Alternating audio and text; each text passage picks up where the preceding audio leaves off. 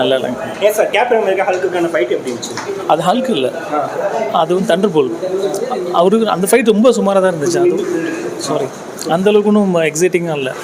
அபாமினேஷனுக்கும் ஹல்க்குக்கும் நினச்சி பார்த்தீங்களா, அந்த இன்க்ரெடிபிள் ஹல்க் மூவியில், அந்த மூவியில் இருந்த மாதிரி கூட இதில் அப்படி இல்லை.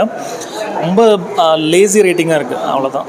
சரி, நம்ம பழைய கேப்டன் அமெரிக்காவுக்கு இப்போ புது கேப்டன் அமெரிக்கா இல்லை, கேப்டன் அமெரிக்காவோட ஃபைட் லைன் வந்து ஸ்பீடாக இருக்கும். சிவராஜஸோடது இவரோட ரொம்ப ஸ்லோவாக இருக்குது. மேபி அந்த சூப்பர் சேரம் இல்லை பார்த்தீங்களா, அதனால் ஸ்லோவாக இருக்குது.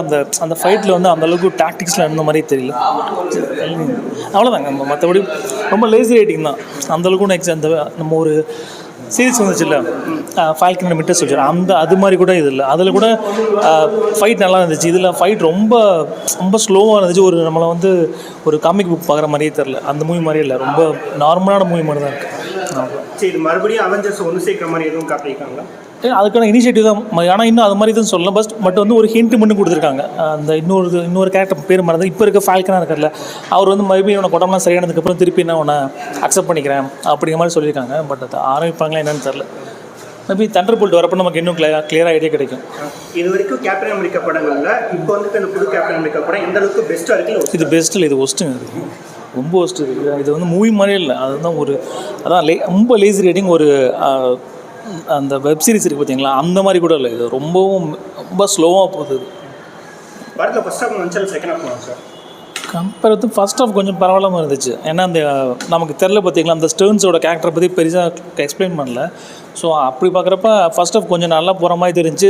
சரி, பிரெயினியாக் மாதிரி இந்த டிசியில் வருவார்ல பிரெயினியாக், அந்த கேரக்டர் மாதிரி இது கொஞ்சம் பவர்ஃபுல்லாக இருக்கும்னு நினச்சேன். அவ்வளோ அது மாதிரிலாம் எதுவுமே இல்லை. அதுவும் ஹல்கோட பிளட்டெல்லாம் கலந்து பெருசாக ரொம்ப டாக்டிக்ஸ்லாம் செம்மையாக இருக்குன்னு நினச்ச மாட்டேன். அது மாதிரிலாம் எதுவுமே இல்லை. சிம்பிளாக இவர் வந்து இந்த தண்டர் அவர் வந்து ஜஸ்ட்டு வந்து ரெட் ஹல்காக மாற்றுறதுக்கான அது மட்டும்தானா, அது எப்பயோ பண்ணியிருந்துருக்கலாம். ரொம்ப பிடிக்கல அது. சரி, கேப்டன் அமெரிக்கான ஸ்டீவ் ராஜர்ஸ் மட்டும் தானே இல்லை ஃபால்கன் ரிப்ளேஸ் பண்ணுவாரா? ஃபால்கன் ஆல்ரெடி பண்ணியாச்சு.